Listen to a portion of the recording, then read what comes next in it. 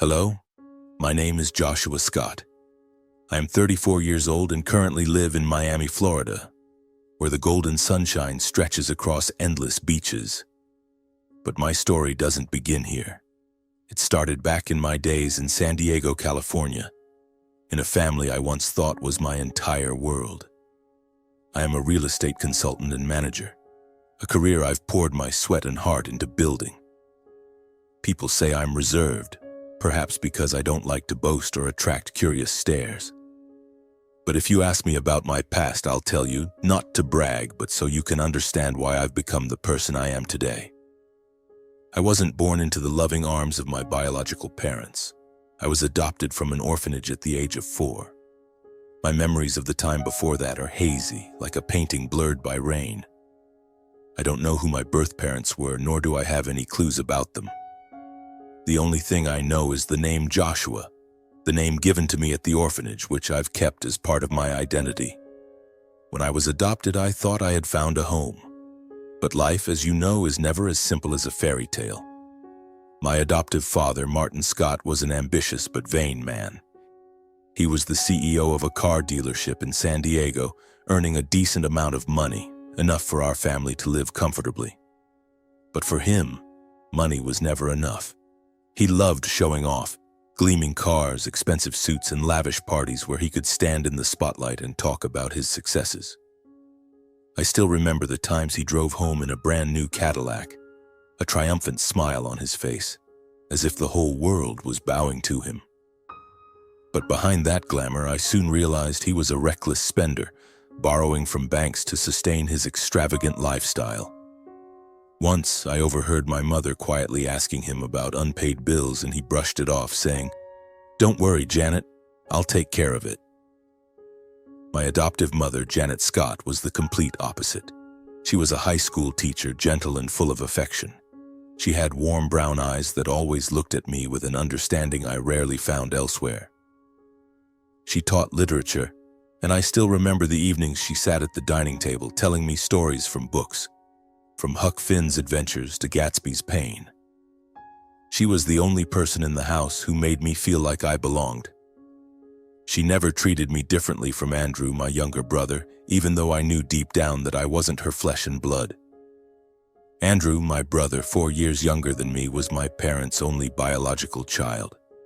He was a miniature version of our father, loving the glitz and always wanting to be the center of attention. Andrew was spoiled from a young age, always favored by our parents. If I wanted a new pair of shoes, I had to explain why. But Andrew only had to point at something he liked, and it would appear in his room the next day. I don't blame Andrew, honestly. He grew up in that indulgence, and that's how he learned to live. But sometimes I wondered if he ever noticed the invisible distance it created between us. Our family lived in a middle-class neighborhood in San Diego, in a 2-story house with a small garden. It wasn't a mansion, but it was spacious enough for me to have my own corner, where I could read books or dream about a future where I was in control of my own life. But the person who influenced me the most didn't live with us. It was my adoptive grandfather, Henry Scott, my father's father. He was a seasoned real estate investor, owning properties across the United States. He lived in Rancho Santa Fe, in a sprawling estate with ornate iron gates and meticulously tended gardens. Every time I visited him, it felt like stepping into another world, a world of refinement, vision, and lessons I could never find at home. Henry was a tall man with silver hair, a kind smile, and sharp eyes that seemed to see through everything. He never boasted, though he had every right to. He once told me, "Joshua, in real estate, value doesn't lie in how much you own, but in how you manage it." I remember summer afternoons when I was 15, sitting with him in his office that smelled of wood and old books. He would open thick ledgers showing me how to read zoning maps, evaluate land, and assess a property's worth beyond mere numbers. "Boy," he said in his deep, steady voice, "one day, you'll do greater things than I have." What I cherished most about him was his fairness. He never treated me like an adopted grandson. To him, Andrew and I were both his grandchildren, no more, no less. He spent time with both of us, but I felt a special trust he placed in me. Perhaps he saw that I listened, that I learned, and that I wasn't swept up in the false glamour like my father or Andrew. He often spoke to me about the importance of building a reputation and relationships, saying they were assets more valuable than gold. Money can buy land, but only integrity can keep it, he said, and I carried those words in my heart. But our family wasn't always harmonious. Despite my mother's efforts to bridge the gaps and keep us connected, I always felt like a misfit puzzle piece. My father often called me the kid we picked up, not with malice, but each time I heard it, it felt like an invisible knife cutting into my heart. Andrew, as he grew older, picked up on it too, occasionally throwing out snide remarks. "You're not blood, so don't get your hopes up," he once said during an argument over a toy when we were kids. I didn't respond, but those words lingered, like small scars that never fully healed. My mother was the only one who noticed my pain. When I was 16, I sat alone in my room, staring out the window, wondering if I truly belonged here. She walked in, placed a hand on my shoulder, and said, "Joshua, you are my son no matter where you came from. Don't let your father's or Andrew's words make you doubt your worth." I didn't cry, but deep inside I felt profound gratitude. She couldn't change my father or Andrew, but she gave me an anchor to keep going. Life moved on, and I gradually learned to accept my place in the family. I didn't seek validation from my father or Andrew. Instead, I found it in Henry, in the lessons he taught me, and in myself. I started dreaming of a day when I would stand on my own, independent of anyone. I didn't know that just a few years later my life would change forever, starting with a profound loss and a secret I never could have anticipated. At 18, I enrolled at UC San Diego, majoring in business administration. Those college years were the freest time of my life. I lived away from home in a dorm, and on weekend afternoons I often drove to Rancho Santa Fe to visit Grandpa Henry. He was the same as ever, his hair whiter, his voice slower but still sharp. He loved sitting in his armchair in the living room, gazing out at the garden with rose bushes that my late grandmother had once tended. Our conversations were always the highlight of my week. He shared stories of his successful real estate deals, the mistakes he'd made, and how he built his empire from nothing. "Joshua," he'd often say, "life is like a piece of land. You have to know when to sow, when to wait, and when to harvest." But then one autumn morning when I was 23, the phone rang. My mother's voice on the other end was trembling, unlike her usual calm self. "Joshua, can you come home right away? Grandpa, he's gone." I stood frozen, the phone heavy in my hand. Henry, the man I admired most, the one who made me feel like I belonged, was gone. He didn't pass from illness, but from old age at 88. It was the first time in my life I felt such a strange, hollow emptiness. I drove home, my mind clouded as if shrouded in fog. When I stepped into our San Diego house, the air felt stiflingly heavy. Mom sat on the sofa, her eyes red and swollen, clutching a handkerchief. Dad stood by the window, his face cold, but I knew he was masking his grief. Andrew, now 19, sat in the corner, silently scrolling through his phone as if Grandpa's death meant nothing to him. I didn't blame Andrew. He was never as close to Grandpa as I was. To Andrew, Henry was just a wealthy grandfather who sent expensive birthday gifts. Grandpa's funeral was held at his Rancho Santa Fe estate. It was a gloomy day, the sky draped in gray clouds as if nature itself was mourning. Hundreds attended, friends, business partners, and people who had worked with him. I stood among the crowd hearing condolences, but all I wanted was to run to his office, sit in that familiar chair, and hear him tell one more story. I wanted to tell him how much I'd learned from him, that I wouldn't let him down. But now, it was all just memories. A week after the funeral, our family was called to the office of Raymond Carter, a middle-aged lawyer with gold-rimmed glasses and a dry voice. He had been Grandpa Henry's personal attorney for years, and that day he read Grandpa's will. I didn't know what to expect. I hadn't thought much about his wealth, but part of me hoped he'd left something. not because I needed money, but because I wanted to feel his final trust in me. We sat around a long table in the lawyer's office. Mom held my hand under the table as if she knew I was nervous. Dad sat across from us, arms crossed, his eyes full of expectation. Andrew, as usual, seemed indifferent, though I noticed him occasionally glancing at Dad as if awaiting a treasure. Raymond opened a thick file, adjusted his glasses, and began reading. Henry Scott, as the testator, has distributed his estate as follows. His voice was steady, but each word hit me like a hammer. Dad inherited a portfolio of properties worth about $7 million, including several luxury apartments in Los Angeles and a small shopping center in San Diego. Andrew, despite being only 19, received an investment fund and 2 other properties, totaling around $5 million. Mom was given a cash sum in the vacation home in Palm Springs, her favorite retreat. As for me, I listened anxiously, waiting for my name, but when the lawyer finished, he closed the file and fell silent. My name wasn't mentioned. The room sank into stillness. I felt the blood in my veins turn to ice. Dad looked at me, the corner of his mouth curling into an unreadable smile, not quite malicious, but enough for me to know what he was thinking. Andrew didn't hold back. He burst out laughing, his voice dripping with sarcasm. An adopted kid dreaming of an inheritance, huh, Joshua? Mom squeezed my hand, whispering, "Don't mind them." But I couldn't help minding. I wasn't angry at Grandpa Henry. I couldn't be. But the pain in my chest burned like a smoldering fire, consuming any faint hope that I was truly part of this family. As we left the office, Dad patted my shoulder, his tone half joking, half serious. "Don't be sad, Joshua. Grandpa must have had his reasons. Just focus on your studies and I'll take care of you." But I knew Dad wouldn't take care of me. To him, I was just a responsibility, not a son. Andrew was worse. On the drive home, he wouldn't stop talking about buying a sports car, traveling to Europe, and living like a king with his inheritance. I sat in the back seat staring out the window, trying not to let tears spill. That night, I lay in bed staring at the ceiling. I wondered what I'd done wrong. Was I not good enough? Did Grandpa, despite his affection, not see me as his true grandson? Those questions swirled in my mind, keeping me awake.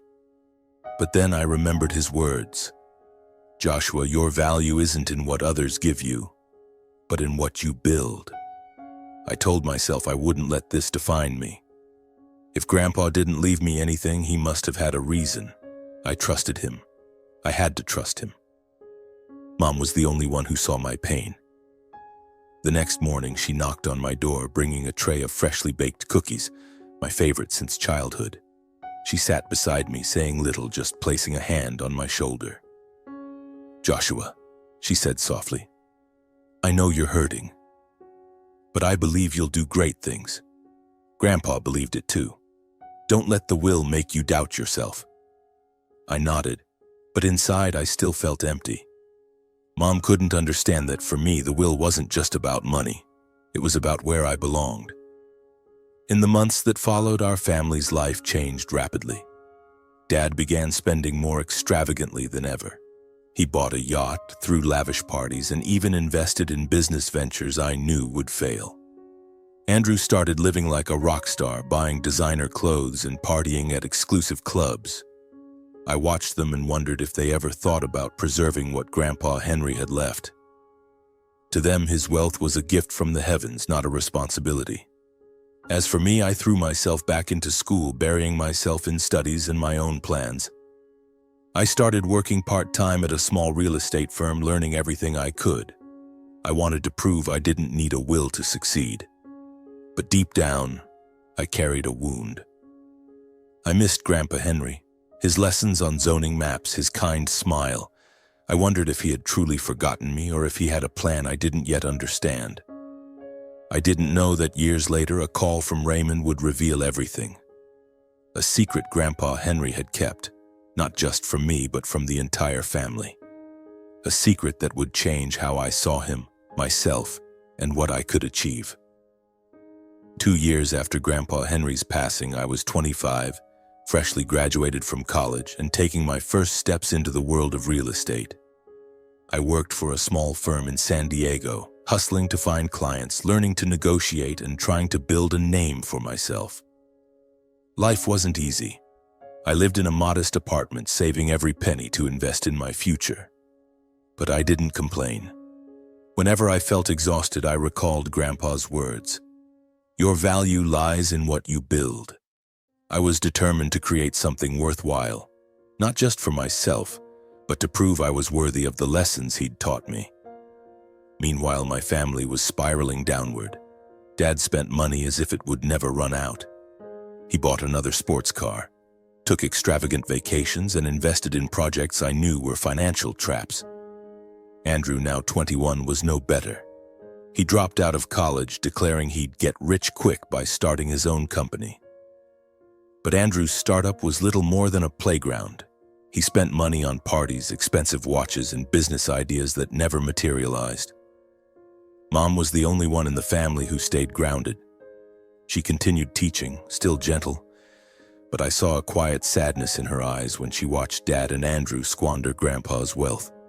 I tried to keep my distance from the family, not out of anger, but because I didn't want to be pulled into their chaos. I only came home for special occasions, Christmas, Mom's birthday, but each visit made the gap between us more apparent.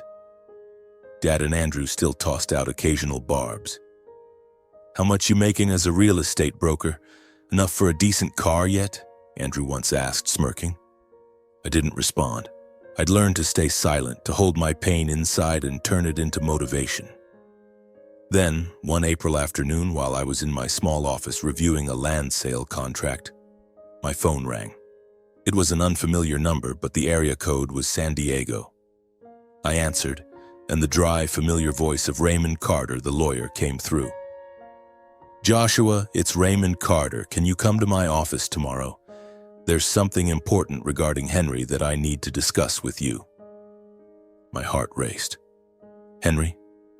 It had been 2 years since his passing, and I thought everything about him was settled. The will had been read, the estate divided, and I'd received nothing. So why was Raymond calling? I agreed to meet, but that night I couldn't sleep. I lay in bed, my mind spinning with questions. Was there a mistake in the will? Or was it just a minor legal formality? Deep down, I felt a faint spark of hope, like a flickering candle in the dark. The next morning, I drove to Raymond's office in downtown San Diego. It was the same as before, the smell of old paper, dark wooden bookshelves, and the long table where I'd heard the will read 4 years earlier. Raymond greeted me with a faint smile and invited me to sit. He pulled a large, sealed envelope from his drawer with Grandpa Henry's handwriting on it.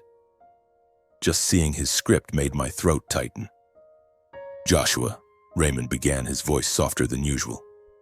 Henry left something for you, but he instructed me to reveal it only when you turn 25.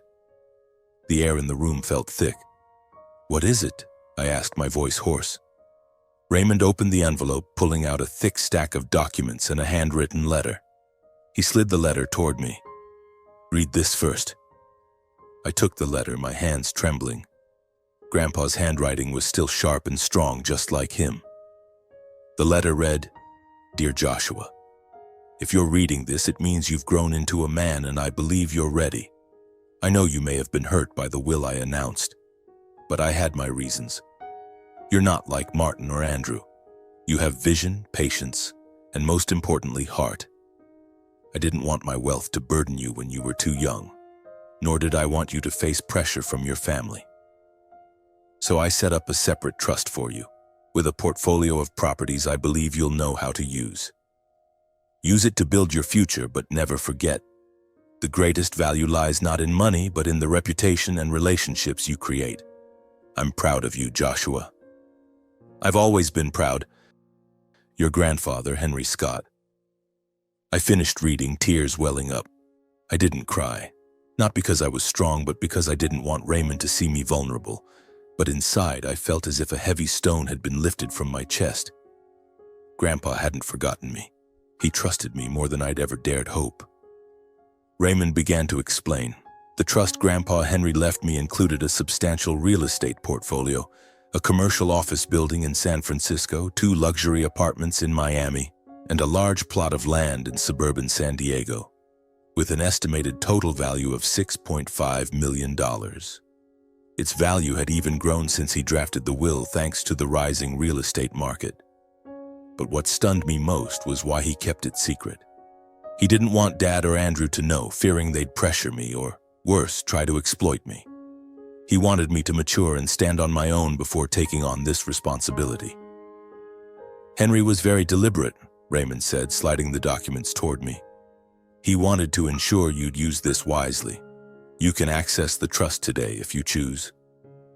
I held the documents, feeling their weight in my hands.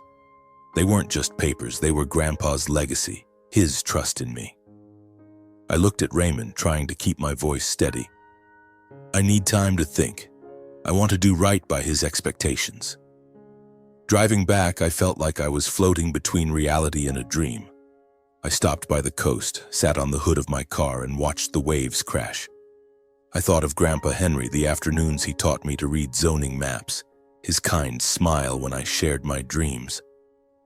I thought of the times Dad and Andrew mocked me, calling me the kid they picked up. And I thought of Mom, the only one who always believed in me. I vowed not to let Grandpa down. I would use this trust to build something greater, not just for me, but to honor his legacy. In the days that followed, I began studying the real estate portfolio in the trust. I visited each property, spoke with managers, and made plans. I didn't rush. I knew that to succeed, I needed patience, just as Grandpa Henry had taught me. I also decided not to tell my family about the trust, not because I distrusted them, though I knew how Dad and Andrew would react, but because I wanted to prove my worth first. I wanted them to see that I didn't need their validation to succeed. I started small. The office building in San Francisco, one of the assets in the trust, was leased but poorly managed. I met with the manager, an older man named Carl who had worked for Grandpa Henry since the 80s. Carl shared stories of the days he and Henry scouted properties together, how Henry always looked beyond the numbers. "You're like him," Carl said, his eyes twinkling. "You don't just see money, you see potential." His words were like a cool breeze fueling my drive. I spent months improving that building, upgrading the electrical system, modernizing the workspaces, and securing long-term tenants. I learned how to negotiate, persuade, and inspire trust in my vision. When the building started generating steady profits, I felt a quiet but fierce pride. It wasn't just about the money, it was proof I was on the right path. The 2 luxury apartments in Miami were the next challenge. Miami's real estate market was vibrant but fiercely competitive. I flew there, staying in a budget hotel to save costs, and began assessing the properties. Located downtown with ocean views, the apartments needed renovations to attract high-end clients. I hired an interior design team, worked with contractors, and personally oversaw every detail. When the project was complete, I leased both apartments at higher rates than expected, and the cash flow began rolling in. For the first time, I felt like more than a broker. I was an investor, like Grandpa Henry. The plot of land in suburban San Diego was the biggest challenge. It was large and well located but undeveloped. I spent nights studying urban planning and local development trends. Ultimately, I decided to turn it into a small commercial complex with shops and offices. The project consumed nearly all my time and energy for 2 years, but when it was finished, it became the crown jewel of my portfolio. I named it Henry's Legacy as a tribute to him. While I was steadily building my future, my family took a different path. Dad, with his $7 million inheritance, continued his lavish lifestyle. He bought a vacation home in Hawaii and threw parties I only heard about through Mom's casual remarks. But I knew he was in trouble. During a Christmas visit, I glimpsed a stack of bank letters on the kitchen table. The red-inked debt figures sent a chill down my spine. Dad had borrowed heavily and was selling off properties to cover it. Instead of cutting back, he used the money for more luxuries, as if he believed the funds would never run dry. Andrew was worse. Another of his startups, some fashion-related app, quickly failed. He burned through hundreds of thousands on advertising, a lavish office, and even a Lamborghini to impress investors. But no serious investors came. Andrew had no plan, no vision, just blind confidence fueled by his inheritance. When the company went bust, he sold off the properties Grandpa left him, one apartment in Los Angeles, then a plot in San Diego, all to pay debts and sustain his flashy lifestyle. Mom was the only one I stayed in regular contact with. She called me weekly, sharing stories about her students and the book she was reading. But I could tell she was hiding her worries. "Your dad and Andrew, they don't know when to stop," she once said, her voice tinged with sadness. I wanted to help, but I knew I couldn't change them. I could only focus on my own path and hope they'd eventually see reason. Family ties grew more distant. I rarely came home except for special occasions. Each time we met, Dad and Andrew tossed out their usual jabs. "Still grinding away at that boring broker job?" Andrew asked with a smirk at Mom's birthday party. I just smiled, saying nothing. They didn't know I'd earned millions from my investments, quietly building an empire, and I had no intention of boasting. To me, success wasn't about proving them wrong. It was about keeping my promise to Grandpa Henry. At 28, I moved to Miami, wanting a fresh start. Miami felt like a place where I could be myself, free from comparisons. I kept a low profile, living in a modest apartment and driving an ordinary car. But in the real estate world, my name started gaining recognition. Partners called me Henry Scott's heir, and I took pride in that, not for the fame, but because I knew I was following the path he'd laid out for me. By the time I turned 30, I had built a substantial investment portfolio. The office building in San Francisco, the Miami apartments, and Henry's legacy complex were all generating steady profits. But I didn't stop there. Grandpa Henry once said, "In real estate, opportunities are like ocean waves. You have to catch them at the right moment."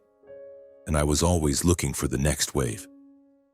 That year, Florida's tourism and hospitality market showed signs of recovery after a downturn.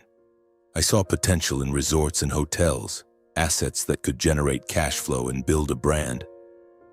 I began researching, traveling between Miami and nearby cities to scout properties. One day, I came across a listing for a resort in Key West, once a renowned destination but now run down due to poor management. Its sale price was far below its true value, and I knew it was an opportunity. I visited the resort on a sunny morning. The main building retained its classic charm, with white domed roofs and balconies overlooking the sea. But the gardens were overgrown, the pool was covered in algae, and the guest rooms needed a complete overhaul. Standing on the beach, feeling the ocean breeze, I envisioned the potential of this place. It wasn't just a property, it was a dream, a place that could bring joy to thousands and create a new legacy. I decided to buy the resort using part of the trust and securing a bank loan. It was the biggest gamble I'd ever taken, but I trusted my instincts. I assembled a team of experts, architects, designers, and marketing specialists, and began the renovation. We preserved the resort's classic style, but added modern amenities. A high-end seafood restaurant, a luxury spa, and rooms with ocean views. I named it Sunset Haven, a name evoking peace and hope. The renovation took over a year, but when Sunset Haven reopened, it quickly became a favorite in Key West. Social media buzzed with glowing reviews, and rooms were booked solid during peak seasons. The resort wasn't just a steady revenue stream. It became the golden goose of my portfolio. Every time I walked into the grand lobby, seeing guests laughing and enjoying themselves, I felt like Grandpa Henry was smiling somewhere, proud of me. I maintained my low profile. No one at the resort, except a few senior managers, knew I was the owner. I preferred working behind the scenes, noting areas for improvement and ensuring every detail was perfect. To me, Sunset Haven wasn't just an investment. It was proof of what I'd learned from Grandpa Henry and a testament to my worthiness of his trust. Meanwhile, back in San Diego, my family continued their decline. Dad had sold nearly all the properties Grandpa left him, and Andrew was drowning in debt. Mom called me once, her voice heavy with worry. "Joshua, I don't know what to do.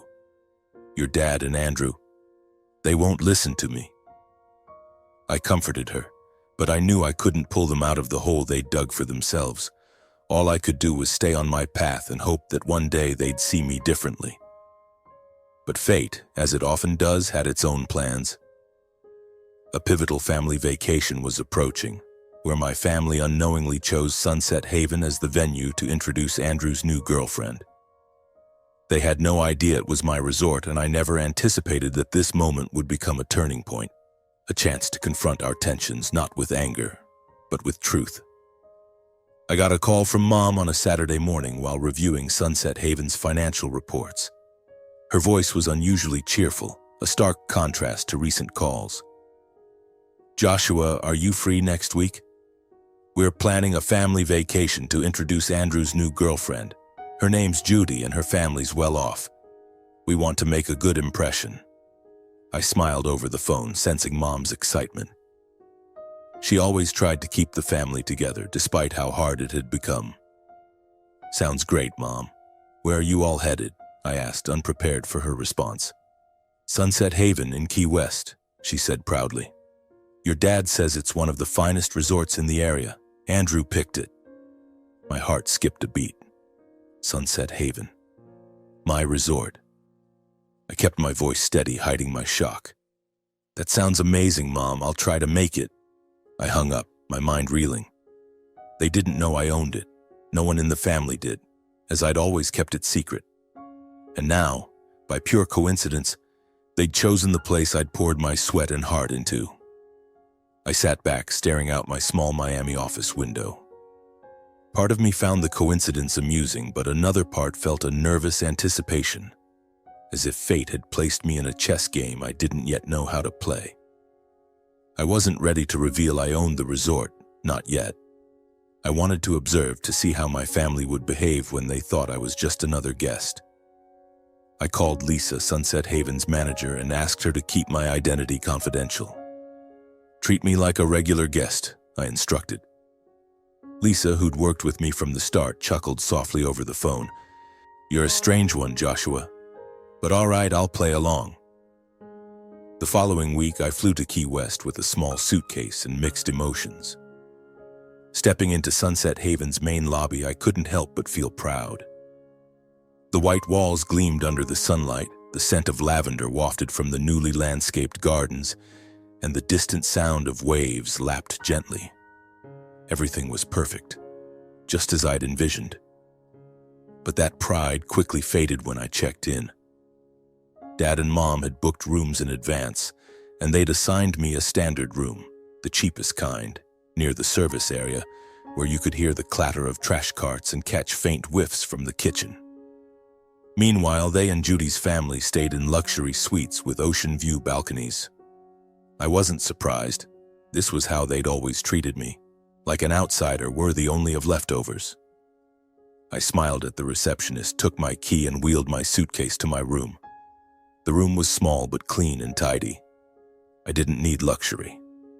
What I needed was a chance to watch everything from the shadows. Judy's family arrived that afternoon. Judy, Andrew's new girlfriend, was a beautiful woman with blonde hair and a radiant smile. Her parents, Mr. and Mrs. Garland, exuded sophistication and confidence, clearly from high society. I met them at a welcome dinner in the main lobby where Dad had reserved a grand table with expensive wine and fresh seafood. Andrew, as usual, was dressed ostentatiously in a silk shirt and a gleaming Rolex.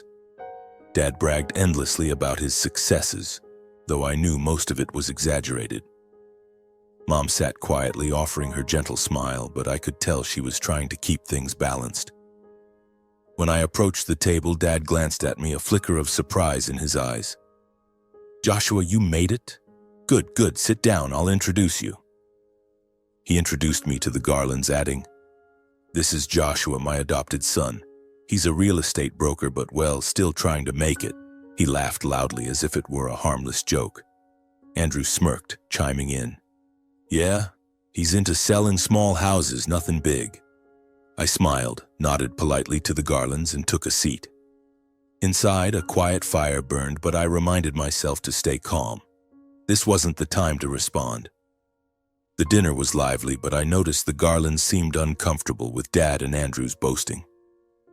When Dad rambled about his new yacht, which I knew he'd bought by selling another property, Mr. Garland nodded politely, his eyes cool. Judy tried to blend in, but I caught her glancing at Andrew with subtle doubt. Mom, as always, steered the conversation toward lighter topics, but Dad and Andrew kept pulling it back to themselves. After dinner, I returned to my room, lying on the bed and staring at the ceiling. I wasn't angry, but a quiet sadness settled over me. They still saw me as a failure, someone unworthy. But I knew the truth. I knew what I'd built, and I knew Sunset Haven was proof of it. I decided that during this vacation I wouldn't just be a guest. I'd observe, take notes, and prepare for something.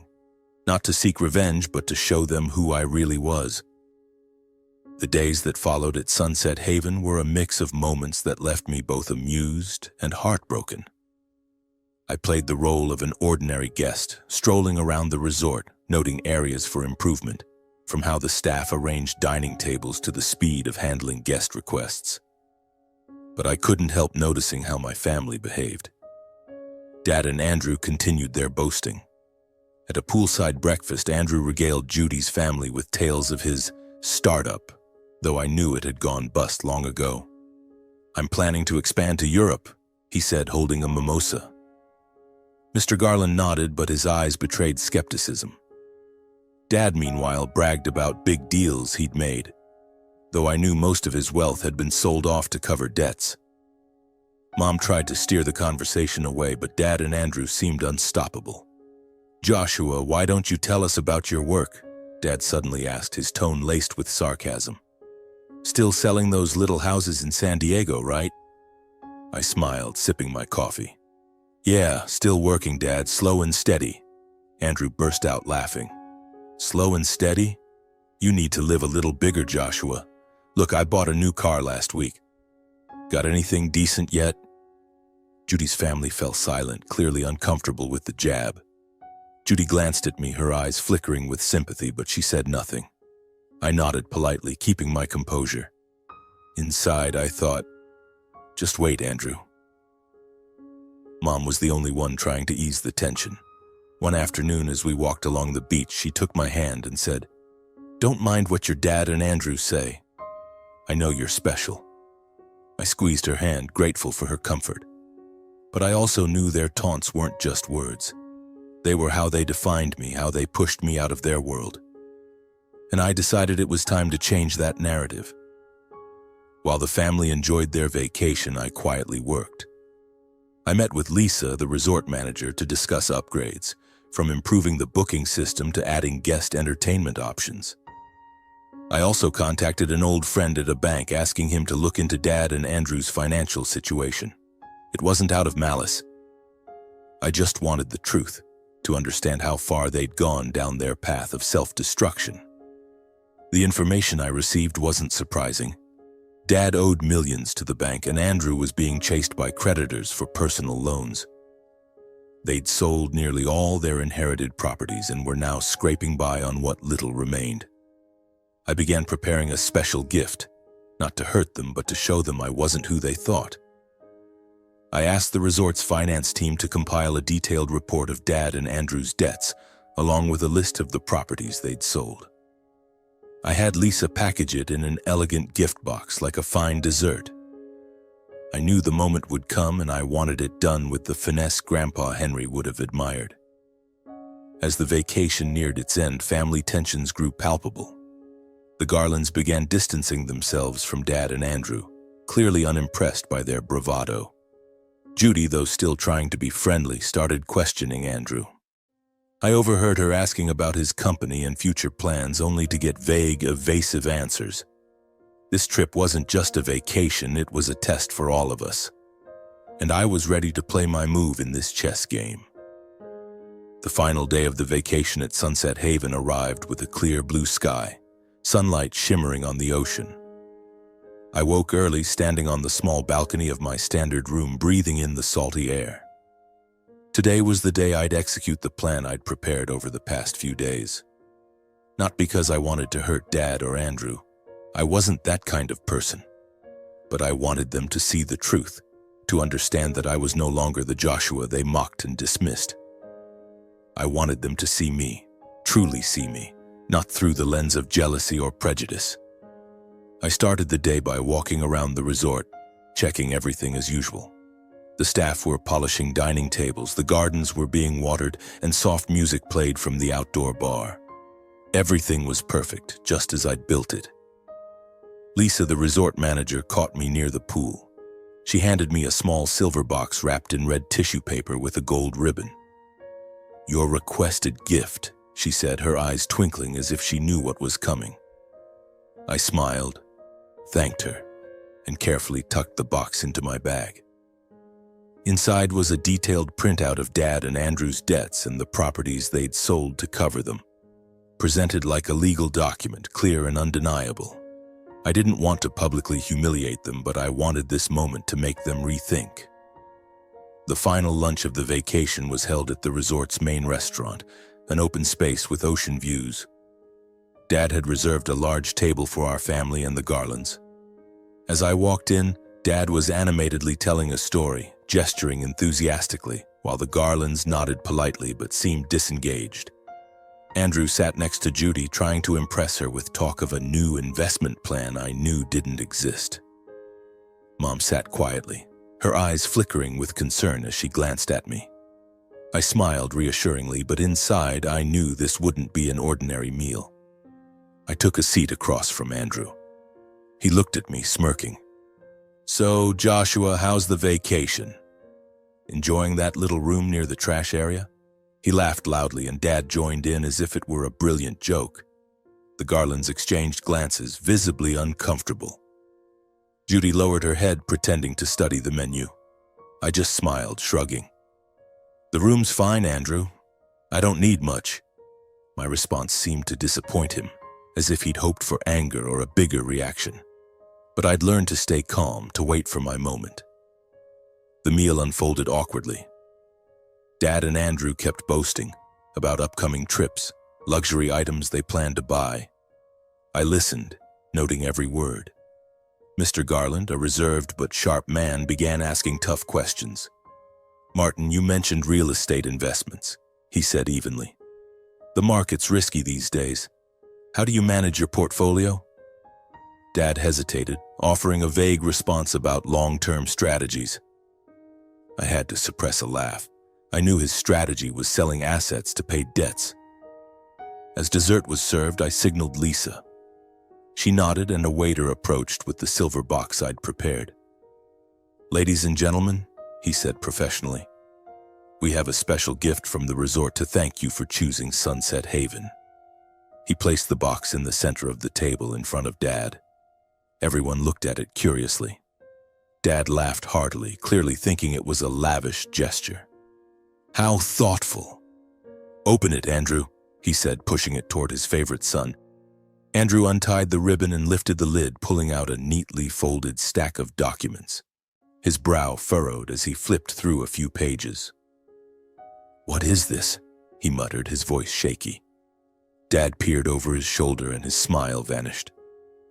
I sat still, watching. The Garlands and Judy exchanged confused glances. Mom gripped my hand under the table, her eyes full of worry. "Martin, what's this?" Mr. Garland asked, his tone icy.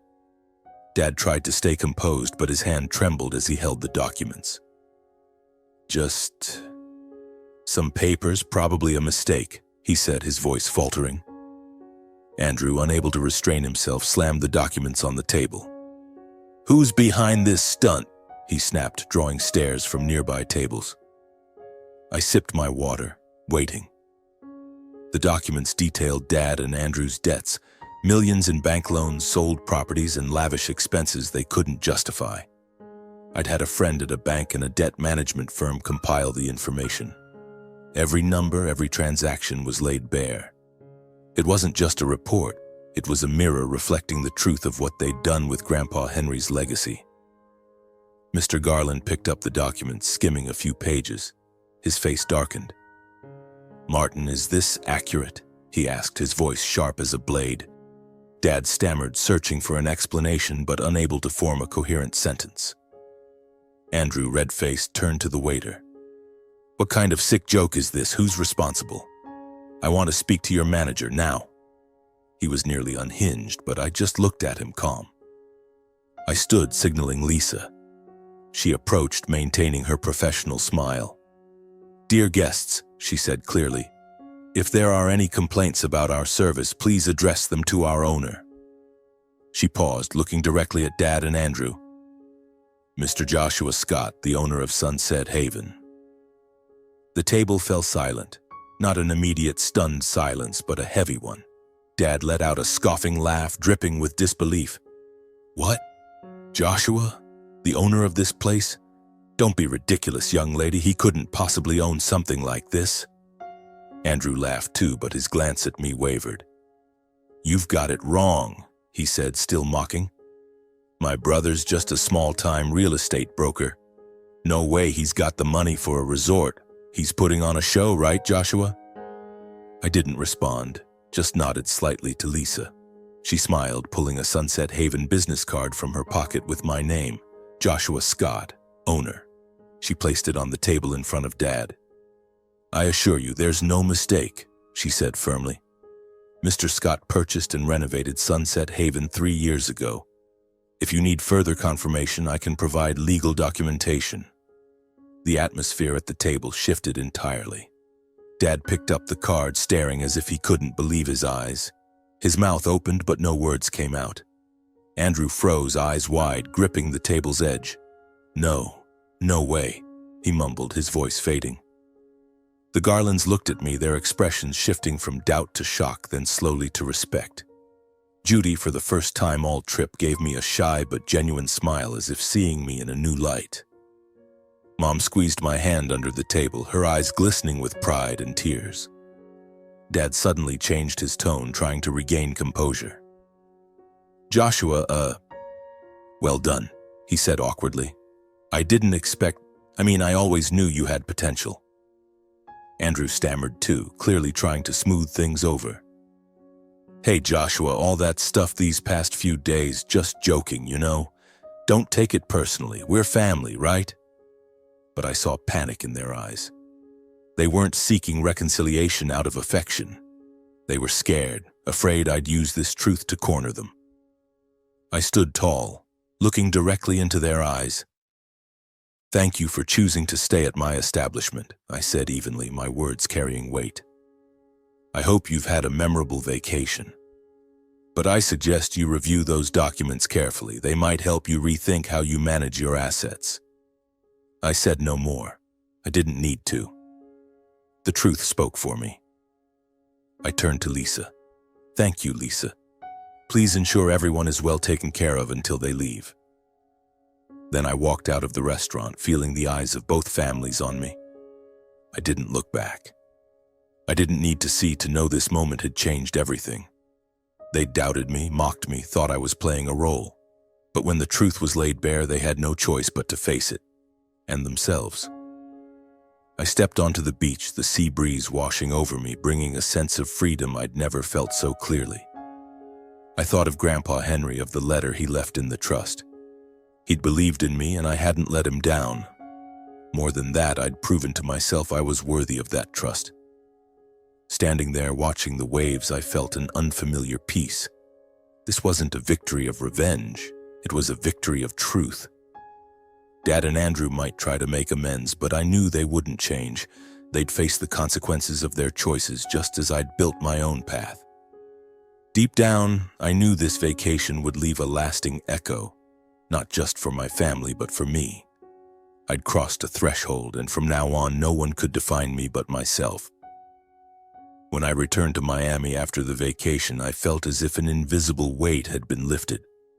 My small apartment, with its simple white walls and window overlooking the bustling street, suddenly felt like the safest place in the world. I sat at my desk, opened my laptop, and reviewed Sunset Haven's financial reports. The resort was thriving, bookings were steadily increasing, and the improvements I'd noted during the trip were already being implemented. But my mind wasn't entirely there.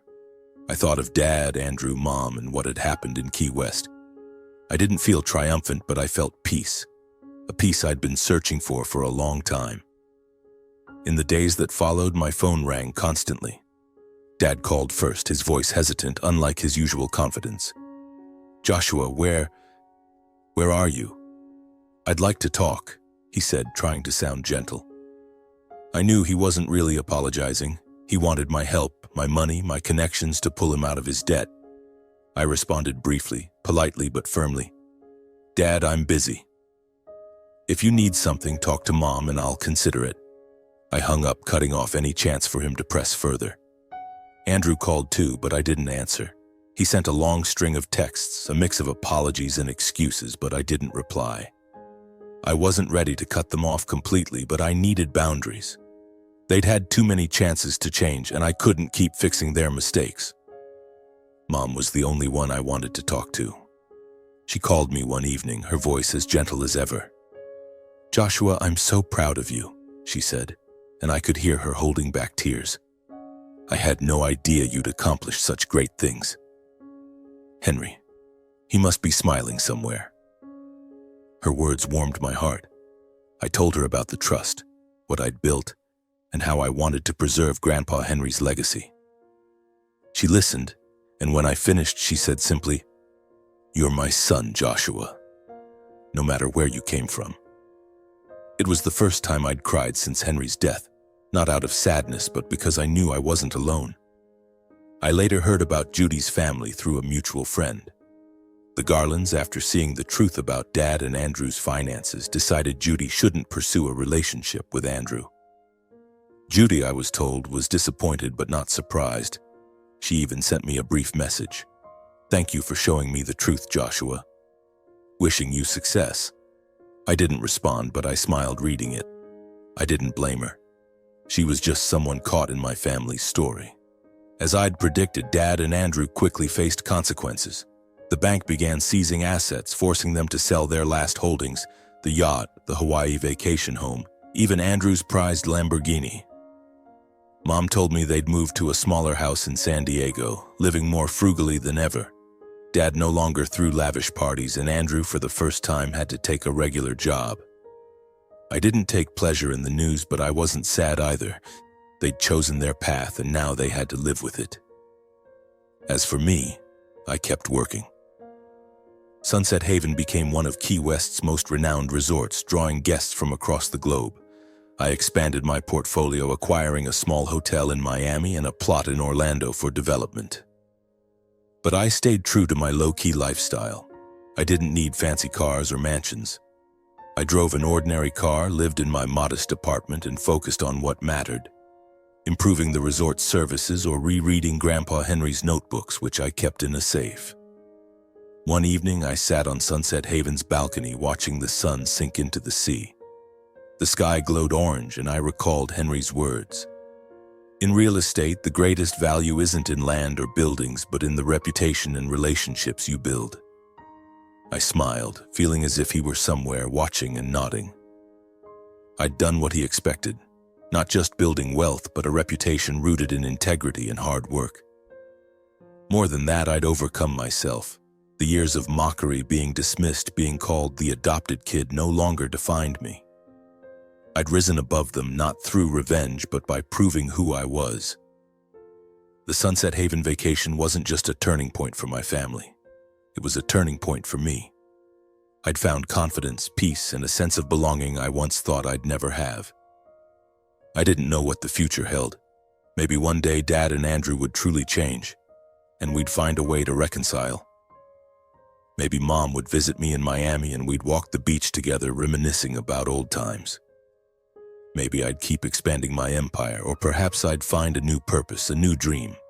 But one thing I knew for certain: no one would define me anymore.